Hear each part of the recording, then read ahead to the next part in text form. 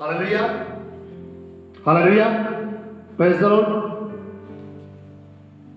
एक बार फिर से हम परमेश्वर का धन्यवाद देते हैं आज के सुंदर सुनहरे समय के लिए। प्रभु ने एक बार फिर से हमें मौका दिया है ताकि हम डैनियल की पुस्तक के ऊपर चिंतन मनन कर सके। इससे पहले कि हम वचन में जाएं, परमेश्वर की हुजूरी में अपने स्वरों को झुकाएंगे, दुआ मांगे। निहायत ही मेहरबान खुदा, हम तेरा धन्यवाद देते हैं आज के सुंदर सुनहरे समय के लिए। तूने समय दिया था कि हम तेरे भवन में एक बार फिर से आकर खुदा हम तेरे वचन के ऊपर चिंतन मनन कर सके। यहाँ पर जो भी तेरे पवित्र वचन में से बताया जाए, समझाया जाए, सिखाया जाए, उन्हें पिता परमेश्वर मैं नहीं बल्कि तेरा पवित्र आत्मा मुझ में होकर बातचीत कर सके। मांग लेते हैं प्रार्थना तेरे बेटे हमारे प्रभु यीशु मसीह के मधुर और मीठे नाम से, सुनो ग्रहण कर। मैं आप लोगों के सामने पढ़ूंगा डैनियल नबी की पुस्तक, इसका 6वां अध्याय, इसकी 1 आयत से लेकर 10 आयत तक। डैनियल नबी की पुस्तक, इसका 6वां अध्याय, इसकी 1 आयत से लेकर 10 आयत तक मैं आप लोगों के सामने पढ़ूंगा। यहां पर इस तरह से लिखा है,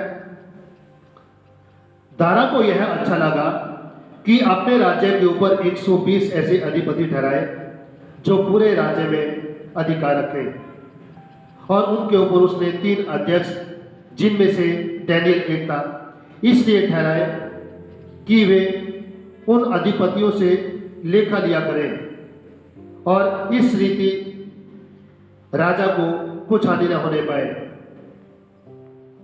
जब यह देखा गया कि डैनियल में उत्तम आत्मा रहती है, तब उसको उन सभी अध्यक्षों और अधिपतियों से अधिक प्रतिष्ठा मिली। वन राजा यह भी सोचता था कि उसको सारे राज्य के ऊपर ठहराए। तब अध्यक्ष और अधिपति राजकारी के विषय में डैनियल के विरुद्ध दोष ढूंढने लगे, परंतु वह विश्वास योग्य था और उसके काम में कोई भूल या दोष ना निकला, और वे ऐसा कोई अपराध या दोष ना पा सके। तब वे लोग कहने लगे, हम उस डैनियल के परमेश्वर की व्यवस्था को छोड़ और किसी विषय में उसके विरुद्ध कोई दोष ना पा सकेंगे। तब वे अध्यक्ष और अधिपति राजा के पास उतावली से आए और उससे कहा, हे राजा दारा, तू युग युग जीवित रहे। राज्य के सारे अध्यक्षों ने और हाकिमों, अधिपतियों, न्यायियों और गवर्नरों ने भी आपस में सहमति की है कि राजा ऐसी आज्ञा दे और ऐसी कड़ी आज्ञा निकाले कि 30 दिन तक जो कोई, हे राजा, तुझे छोड़ किसी और मनुष्य या देवता से विनती करे, वह सिंहों की मान में डाल दिया जाए। इसलिए अब हे राजा, ऐसी आज्ञा दे और इस पत्र पर हस्ताक्षर कर, जिससे यह बात मादियों और फारसियों में अटल व्यवस्था के अनुसार बदली न जा सके। तब दारा राजा ने उस आज्ञा पत्र पर हस्ताक्षर कर दिया। जब डैनियल को मालूम हुआ कि उस पत्र पर हस्ताक्षर किया गया है, तब वह अपने घर में गया, जिसकी उपरोठी कोठरी की खिड़की यरूशलेम की ओर खुली रहती थी, और अपनी रीति के अनुसार जैसे वह दिन में 3 बार अपने परमेश्वर के सामने घुटने टेकर प्रार्थना और धन्यवाद करता था, वैसे ही तब भी करता रहा। परमेश्वर अपने पवित्र वचन के पढ़े और सुने जाने पर आशीष दे। आमीन। प्यारे चीजों, हम परमेश्वर का धन्यवाद देते हैं। प्रभु ने एक बार फिर से हमें समय दिया है ताकि हम परमेश्वर के भवन में आकर एक बार फिर से परमेश्वर के वचन के ऊपर चिंतन मनन कर सके। लास्ट संडे हम परमेश्वर के पवित्र वचन में से 5वें अध्याय के ऊपर चिंतन मनन कर रहे थे, और हमने देखा कि फारसियों का जो साम्राज्य है उसका अंत हो गया। फारसियों का जो अंतिम राजा था बेलशस्सर, वो मारा गया, और मादी फारसियों का साम्राज्य उसका आरंभ हुआ।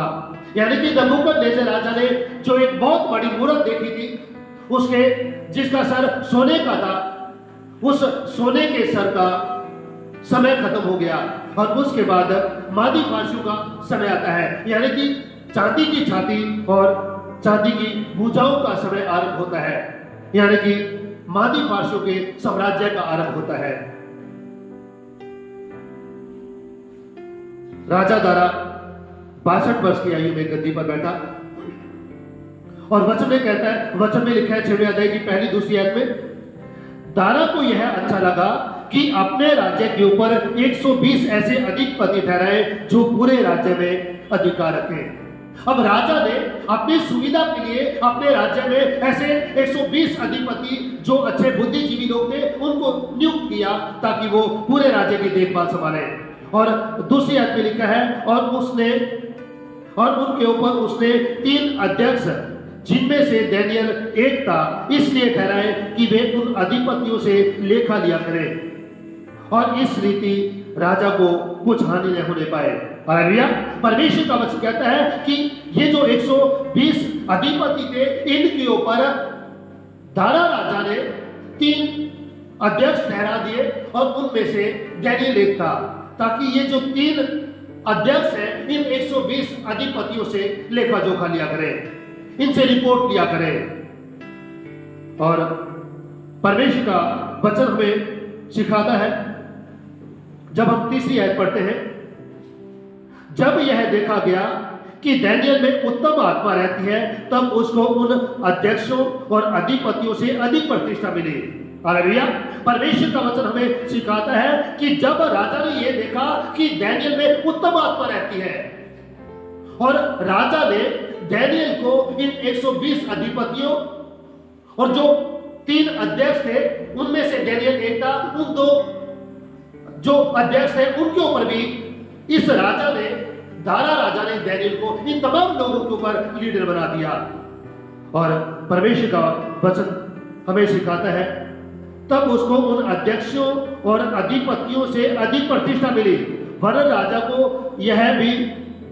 राजा यह भी सोचता था कि उसको सारे राज्य के ऊपर ठहराए। हालेलुया।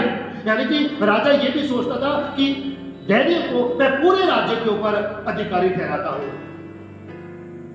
अब समस्या यह होगी, दानियेल उन गुलामों में से था जिनको नबूकदनेस्सर राजा यरूशलेम में से लेकर आया था, और उन्हीं गुलामों में से जब दानियेल एक था तो ये जो और अध्यक्ष थे या और अधिपति थे इनको ये अच्छा नहीं लगा कि एक गुलाम जो गुलाम बनाकर इस देश में लाया गया है उसको हम सभी लोगों के ऊपर हम सभी का लीडर बना दिया गया है। इन तमाम लोगों को यह बात अच्छी नहीं लगी। लेकिन प्यारे चीजों, परमेश्वर का वचन हमें सिखाता है, तीसरी आयत में, दानियेल में उत्तम आत्मा रहती है। हालेलुया। उस उत्तम आत्मा की वजह से इस राजा ने भी दानियेल को ऊंचा पद दिया। ये नबूकदनेस्सर राजा की बात करें, दूसरे अध्याय में इसकी दूसरे अध्याय की 48 और 49 आयत पढ़े तो यहां परमेश्वर के वचन भी लिखा है। नबूकदनेस्सर राजा कहता है, तब राजा ने दानियेल का पद बड़ा किया और उसको बहुत से बड़े बड़े दाम दिए और यह आज्ञा दी कि वह बेबीलोन के सारे प्रांत पर हाकिम और बेबीलोन के सब पंडितों पर मुख्य प्रधान बने। हालेलुया।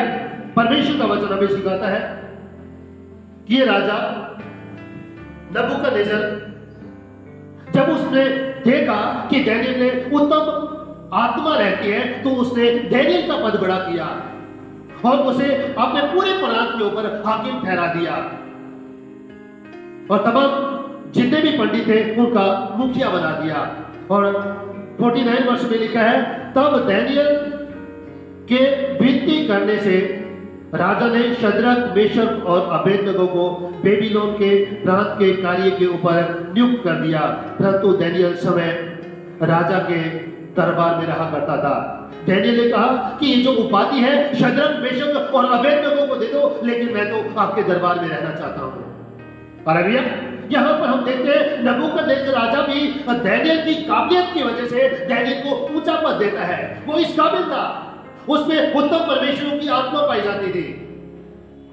और यहां पर हम देखते हैं कि जब दारा राजा ने देखा कि इसमें उत्तम आत्मा पाई जाती है, तो दारा राजा ने भी डैनियल का पद ऊंचा किया और उन 120 अधिपतियों और 2 अध्यक्षों के ऊपर राजा ने डैनियल को लीडर बना दिया, इनका मुखिया बना दिया।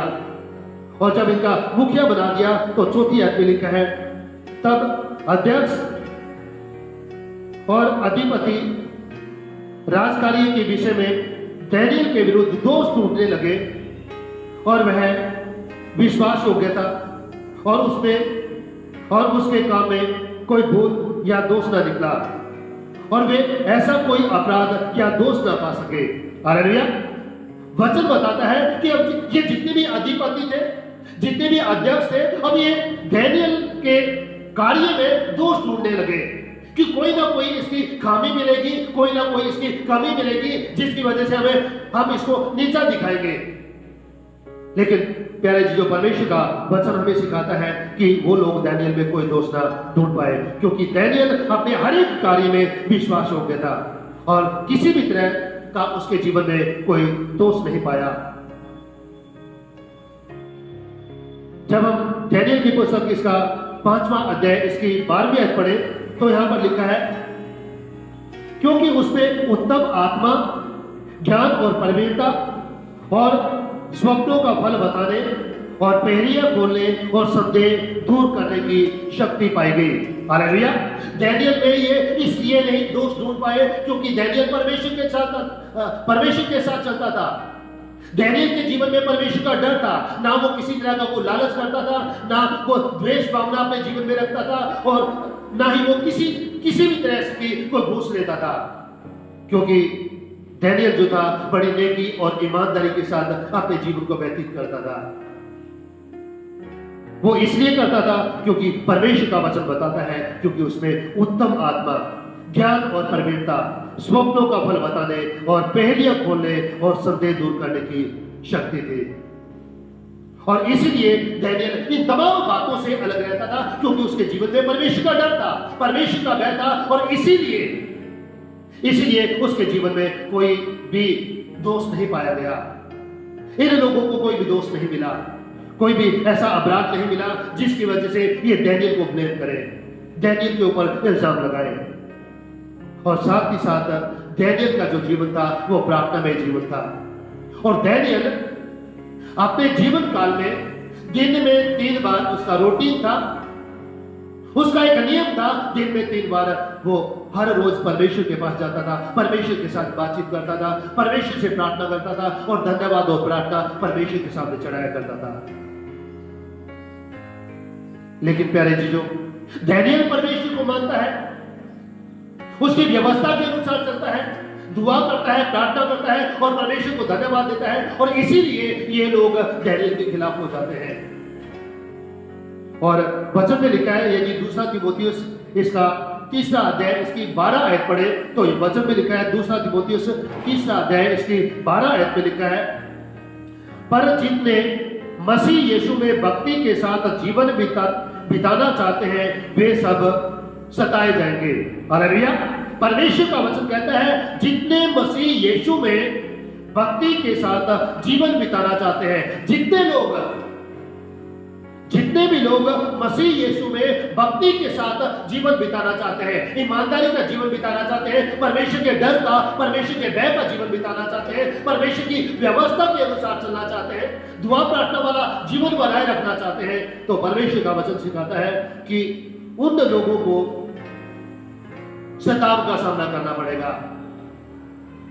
प्यारे जीजों, डैनियल का जीवन भक्ति में जीवन था और इसीलिए डैनियल को अपनी ईमानदारी की कीमत चुकानी पड़ी। डैनियल बड़ी ईमानदारी के साथ अपने कार्य में लौलीन था, परमेश्वर के साथ नजदीकी संबंध बनाए हुए था और इसीलिए डैनियल को अपनी ईमानदारी की कीमत चुकानी पड़ी। प्यारे जीजों, ठीक इसी प्रकार से मसीह विश्वासियों को भी इन्हीं लोगों के समान सतावों का सामना करना पड़ेगा। उन विश्वासी लोगों को जो लोग परमेश्वर के वचन के अनुसार चलते हैं, उन लोगों को जो परमेश्वर के वचन के अनुसार चलते हैं, परमेश्वर के वचन को मानते हैं, ईमानदारी के साथ अपनी जिंदगी गुजारते हैं, तो पौलुस के कहने के अनुसार जितना दूसरा तीमुथियुस 3 अध्याय की 12वीं आयत में पौलुस कहता है, पर जितने मसीह यीशु में भक्ति के साथ जीवन बिताना चाहते हैं वे सब सताए जाएंगे। उन तमाम लोगों को सताव का सामना करना पड़ेगा। जैसे हम डैनियल के बारे में देखते हैं, डैनियल को सताव का सामना करना पड़ा। इसके जो दोस्त हैं शद्रक, मेशक, अबेदनगो, उनको सताव का सामना करना पड़ा। और यदि हम फर्स्ट सेंचुरी के जो विश्वासी लोग हैं, फर्स्ट सेंचुरी के जो शिष्य थे, जो प्रेरित थे, फर्स्ट सेंचुरी के जो विश्वासी लोग थे, उन तमाम लोगों को परेशानियों का सामना करना पड़ा, सताव का सामना करना पड़ा।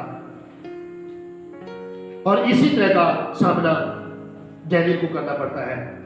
5वीं आयत में परमेश्वर का वचन कहता है, डैनियल की पुस्तक 6वें अध्याय की 5वीं आयत में, तब ये लोग कहने लगे, हम उस डैनियल के परमेश्वर की व्यवस्था को छोड़ और किसी विषय में उसके विरुद्ध कोई दोष ना पा सकेंगे।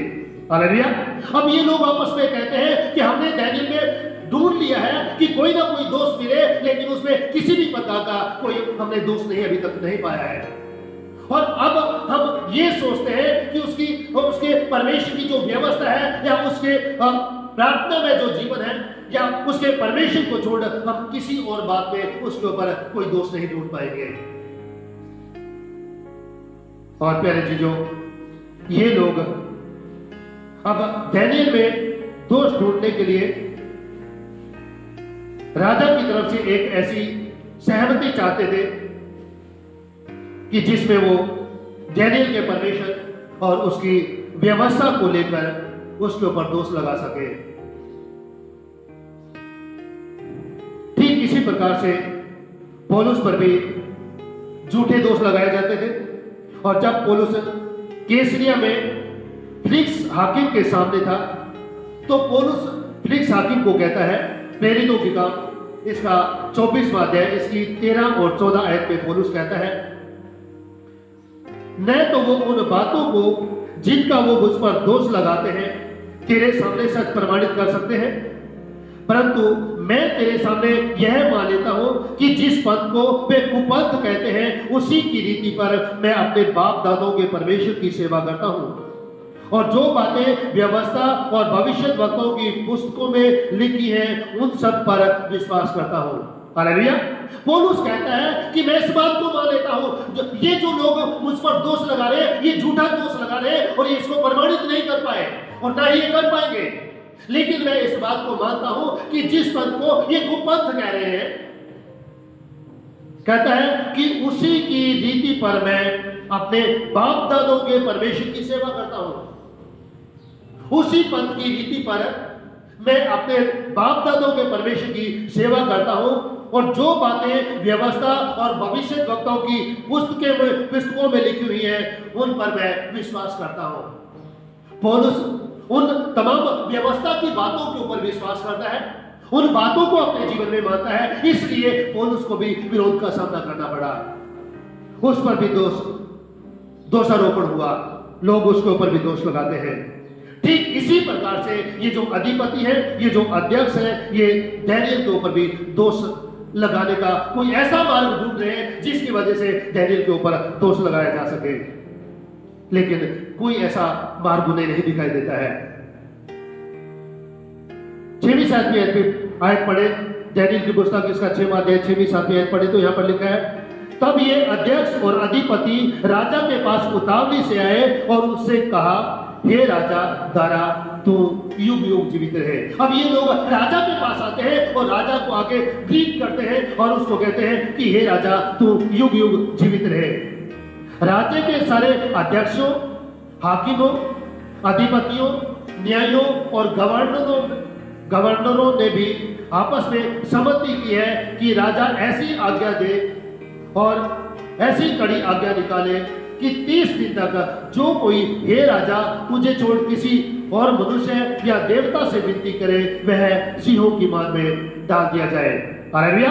अब ये अधिपति, अब ये जो गवर्नर है, ये जो अध्यक्ष है, न्यायी है, ये तमाम लोग राजा के पास जाते हैं और राजा को कहते हैं कि हे राजा हमने आपस में सहमति की है और सहमति ये की है कि यदि कोई मनुष्य है इन 30 दिनों में तुझे छोड़कर किसी और देवी या देवता की उपासना करे, चाहे वो यहूदियों का देवता हो या बेबीलोन का देवता हो या फिर मादी फारसियों की कोई देवी या देवता हो या किसी भी संसार में किसी भी देश का कोई भी देवी देवता हो, उसकी उपासना करे, तुझे छोड़ किसी और देवी या देवता की उपासना करे, तो वो मनुष्य सिंहों की मान में डाला जाए। प्यारे चीजों, ये लोग जानते थे कि डैनियल को हम डैनियल की प्रार्थना में जीवन और डैनियल की जो व्यवस्था है उसी के विषय में हम डैनियल को फंसा सकते हैं। और ये लोग इस बात को भी अच्छी तरह से जानते थे कि डैनियल का जो जीवन है वो प्रार्थना में जीवन है। इसीलिए परमेश्वर की व्यवस्था के प्रति विश्वास योग्यता का मामला उठाए और राजा दारा से हस्ताक्षर ले ले। और राजा दारा को ये लोग कहते हैं कि 30 दिन तक जो कोई है राजा तुझे छोड़ किसी और मनुष्य या देवता से विनती करे, वह सिंहों की मान में डाला जाए। ये लोग राजा को आकर सम्मति देते हैं, सलाह देते हैं, वो राजा इस बात को मान लेता है। और राजा कहता है ठीक है, यदि तुम लोगों ने आपस में गोष्ठी की है, यदि तुम लोगों ने आपस में सहमति की है, तो मुझे कोई एतराज नहीं है। और एक पत्र लिखा जाता है और उसके ऊपर राजा की मोहर लगा दी जाती है। और प्यारे चीजों, परमेश्वर का वचन बताता है, हमें सिखाता है कि राजा की तरफ से जब मोहर लग गई और ये लोग जानते थे, ये जो अधिपति है, अध्यक्ष है, गवर्नर है, जज है, ये लोग इस बात को जानते थे कि डैनियल जो है वो सच्चे जीवित परमेश्वर को मानने वाला है। डैनियल राजा की इस बात को नहीं मानेगा। वो लोग इस बात को अच्छी तरह से जानते थे कि डैनियल अपने परमेश्वर की व्यवस्था के अनुसार चलेगा। वो परमेश्वर से लगातार जैसे प्रार्थना करता है वैसे ही वो प्रार्थना करता रहेगा। और ऐसा होगा कि डैनियल राजा की आज्ञा का उल्लंघन करेगा, अनाज्ञाकारिता करेगा, और जिसकी वजह से डैनियल को राजा की ओर से सजा मिलेगी। ये लोग इस बात को अच्छी तरह से जानते थे, इसलिए इन लोगों ने ये गोष्ठी की, इसलिए इन लोगों ने आपस में सहमति जताई कि हम राजा डैनियल की जो व्यवस्था है और उसके परमेश्वर के ऊपर अटैक करते हैं। इस बात को लेकर हम डैनियल को फंसाने की कोशिश करेंगे। और इन्होंने षड्यंत्र रचा, और दारा राजा इस बात को नहीं जानता था कि इन लोगों ने कुछ षड्यंत्र रचा है। अनजान था राजा, और यदि उसे पता होता तो हो सकता है दारा राजा इस लेटर के ऊपर सिग्नेचर ना करता, हस्ताक्षर ना करता। प्यारे चीजों, डैनियल की परमेश्वर और उसके वचन के प्रति समझौता जो समझौता है ना करने वाला विश्वास योग्यता सभी विश्वासियों के लिए एक उदाहरण है। डैनियल ने जो इन लोगों के साथ कंप्रोमाइज नहीं किया, जो उस लेटर के ऊपर लिखा गया था, राजा की ओर से लिखवा दिया गया था कि 30 दिन तक जो कोई हे राजा तुझे छोड़ किसी और मनुष्य या देवता से विनती करे, वह सिंहों की मान में डाल दिया जाए। हालेलुया। जब राजा ने उसके ऊपर मोहर लगा दी, यदि डैनियल चाहता तो कंप्रोमाइज कर सकता था। वो सोच सकता था चलो कोई बात नहीं, 30 दिन की बात है, यदि दुआ ही मुझे करनी है तो 3 टाइम में दुआ नहीं करूंगा, मैं रात को सोते समय दुआ करूंगा, और जब भी मैं दुआ करूंगा दरवाजे खिड़कियां बंद करके तब मैं दुआ कर दूंगा। डैनियल कंप्रोमाइज कर सकता था, लेकिन नहीं, डैनियल ने किसी भी तरह का कोई कंप्रोमाइज नहीं किया। और प्यारे चीजों, ये हम विश्वासियों के लिए एक बहुत बड़ा उदाहरण है। इसी तरह से हम डैनियल की पुस्तक इसके 3 अध्याय में देखते हैं, नबूकदनेस्सर राजा एक बहुत बड़ी सोने की मूर्त बनाता है, और जिसकी लंबाई 60 हाथ और उसकी चौड़ाई 6 हाथ है, और अपने पूरे नगर में ढिंढोरा पिटवाता है। और ढिंढोरा ये पिटवाता है कि जब तुम सारंगी, वीणा, सितार और तमाम प्रकार के बाजों का शब्द सुनो, तमाम लोग इस मूर्त के सामने झुककर इसको दंडवत करेंगे। और दानियेल की पुस्तक जिसका 3रा अध्याय की 6वीं आयत में लिखा है, और जो कोई गिरकर दंडवत ना करे वो लोग धधकते हुए भट्टे की आग में डाले जाएंगे। हालेलुया।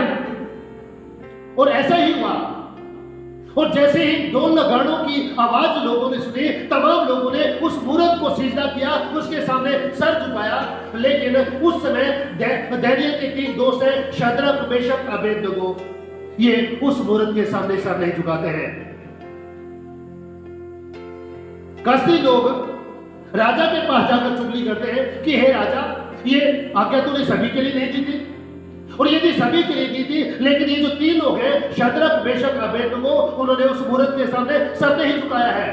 राजा इनको बुलाता है और कहता है, यदि तुम अभी तैयार हो, अभी जब ये तमाम प्रकार के बाजे बजे और तुम उस मूरत को झुककर प्रणाम करो, उसको सिजदा करो, मेरे देवता की उपासना करो, तो तुम बचोगे, नहीं तो तुम दबते हुए भट्टे की आग में डाल दिए जाओगे। और ये कहते हैं कि हे राजा, हम तेरी खड़ी कराई हुई मूरत को सिजदा नहीं करेंगे, और ना ही हम तेरे देवता की उपासना करेंगे। हमारा परमेश्वर जिसकी हम उपासना करते हैं, वो हम तेरे इस धधकते हुए भट्टे की आग से बचाने की शक्ति रखता है।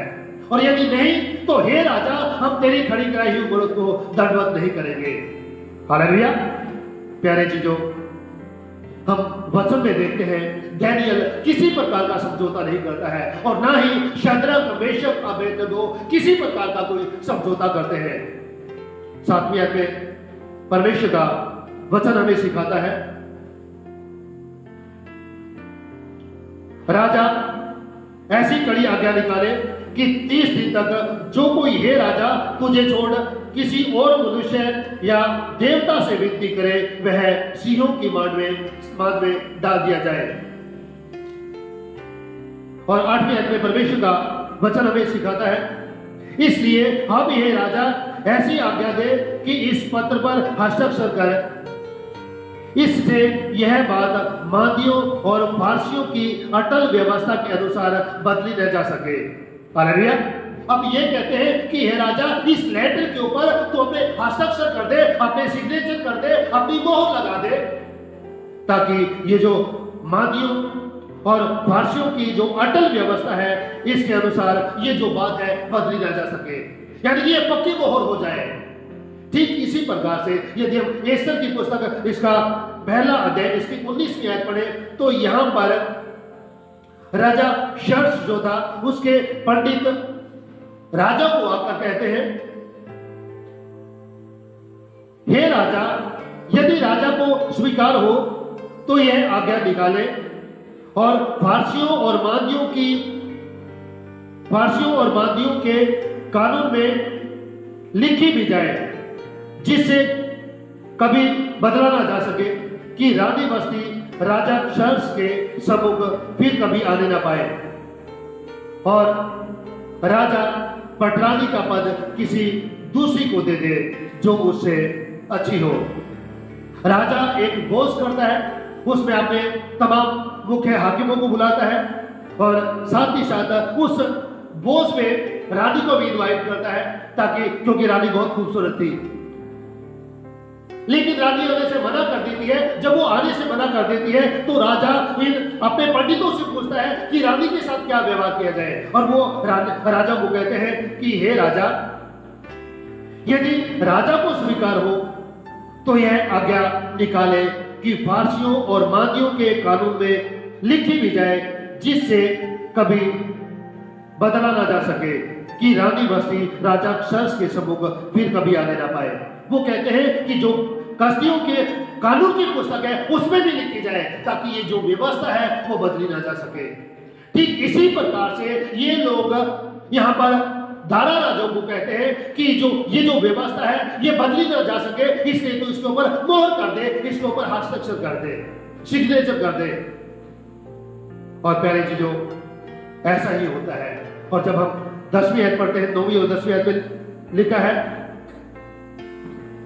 तब दारा राजा ने उस आज्ञा पत्र पर हस्ताक्षर कर दिया, और जब दानियेल को मालूम हुआ कि उस पत्र पर हस्ताक्षर किया गया है, तब वह अपने घर में गया और अपनी उपरोटी कोठरी की खिड़की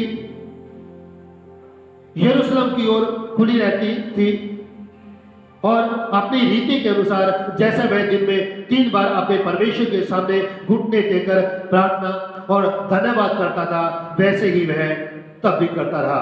हालेलुया।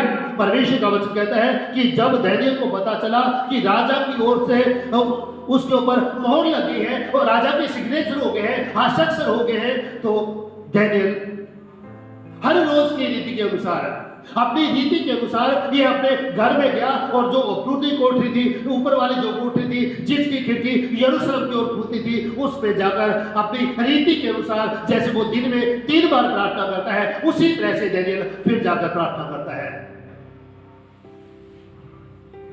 प्यारे जीजों, राजा की तरफ से आज्ञा निकली है, राजा के सिग्नेचर हो गए कि कोई भी इंसान 1 महीने तक यानी कि 30 दिन तक कोई भी मनुष्य राजा को छोड़ और किसी से विनती नहीं करेगा और किसी से प्रार्थना नहीं करेगा। लेकिन प्यारे जीजों, दानियेल का इन बातों के ऊपर कोई असर नहीं हुआ। दानियेल अपने जीवन में अपने परमेश्वर यहोवा को पहला स्थान देता है और जो खिड़की यरूशलेम की ओर खुलती थी, उस खिड़की की तरफ मुंह करके वो प्रार्थना करता है। दानियेल किसी भी तरह का कोई कॉम्प्रोमाइज नहीं करता है। वो ये नहीं सोचता 30 दिन की बात है, जैसे तैसे करके मैं काट लूंगा। वो ये नहीं सोचता है कि मैं दरवाजे खिड़कियां बंद करके सिर्फ एक ही टाइम में मैं प्रार्थना करूंगा। नहीं, किसी भी तरह का दानियेल कॉम्प्रोमाइज नहीं करता है। और जो उसकी खिड़की यरूशलेम की तरफ खुलती थी, उसकी तरफ मुंह करके वो परमेश्वर से प्रार्थना करता है।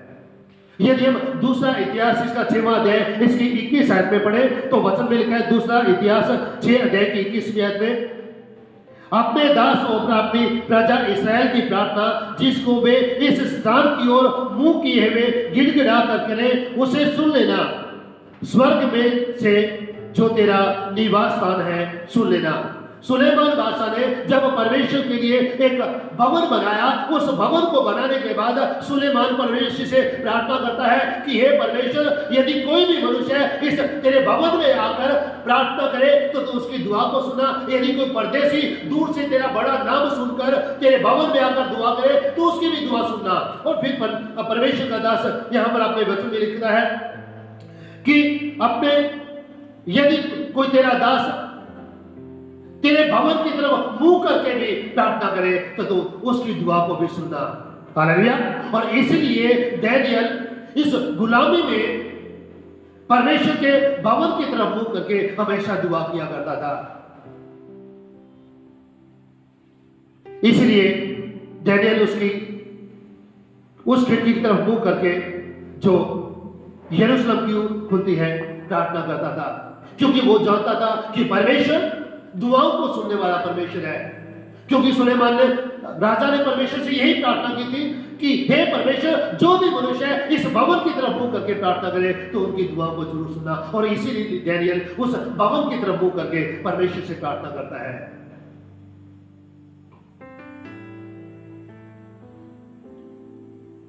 प्यारे चीजों, दानियेल इस बात की बिल्कुल भी परवाह नहीं करता है कि मैंने राजा की आज्ञा का उल्लंघन किया है तो राजा मुझे पद से उतार डालेगा, राजा मुझे सजा देगा, राजा मुझे सिंहों की मांद में डाल देगा।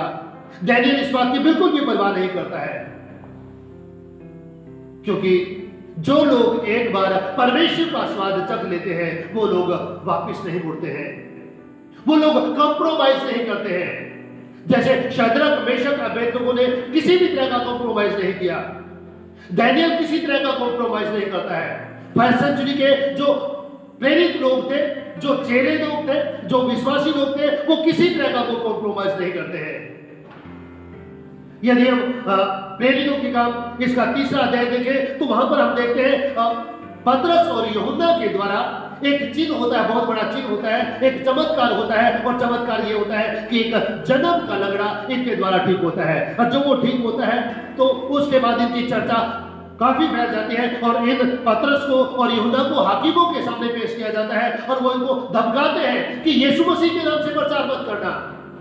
और 4था अध्याय, प्रेरितों के काम 4था अध्याय इसकी 18 और 19 आयत पढ़े तो यहां पर लिखा है, तब उन्हें बुलाया और चेतावनी देकर यह कहा, यीशु के नाम से कुछ भी न बोलना और न सिखाना। परंतु पतरस और यूहन्ना ने उनको उत्तर दिया, तुम ही न्याय करो, क्या ही है परमेश्वर के निकट वाला है कि हम परमेश्वर की बात से बढ़कर तुम्हारी बात माने। हालेलुया। ये कहते हैं कि क्या ये अच्छी बात है कि हम परमेश्वर की बात को टालकर हम तुम्हारी बात माने। और यदि हम 5वां अध्याय प्रेरितों की काम 5वां अध्याय इसकी 29वीं आयत पढ़े तो यहां पर पतरस और अन्य प्रेरितों ने उत्तर दिया, मनुष्यों की आज्ञा से बढ़कर परमेश्वर की आज्ञा का पालन करना ही हमारा कर्तव्य है। हालेलुया।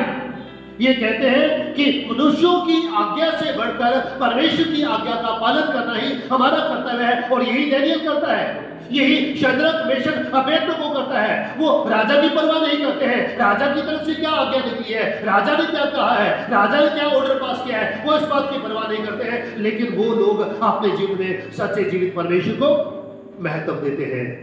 हालेलुया। प्यारे चीजों, यही बात आज परमेश्वर मुझे और आपको भी सिखाना चाहता है।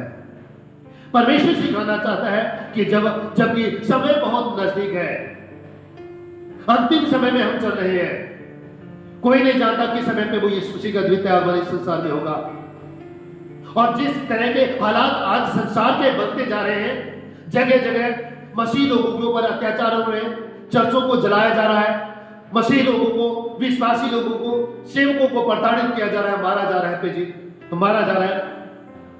तो परमेश्वर का वचन हमें सिखाता है कि हमें भी किसी भी तरह से कॉम्प्रोमाइज नहीं करना है, डटे रहना है। दानियेल की तरह, शद्रक मेशक की तरह, शद्रक मेशक अबेदनगो के समान और इन फर्स्ट सेंचुरी के तमाम प्रेरितों के समान और तमाम विश्वासी लोगों के समान। यकीनन परमेश्वर हमें जीवन में आगे बढ़ाएगा। परमेश्वर इन वचनों के द्वारा हम सभी को आशीष दे और होने दे कि आज का वचन हम सभी के जीवन में 30 गुना, 60 गुना, 100 गुना फल देने वाला है। दुआ करें। निहायत ही मेहरबान खुदा, तेरा धन्यवाद देते हैं तेरे पवित्र वचन के लिए, तेरे वचन के छिपे वेदों के लिए। होने दे खुदा नाश का तेरा कलाम हम सभी के जीवन में 30 गुना, 60 गुना, 100 गुना फल देने वाला है। मांगते प्रार्थना तेरे बेटे हमारे प्रभु यीशु मसीह के मधुर और मीठे नाम से सुनोगे। आमीन।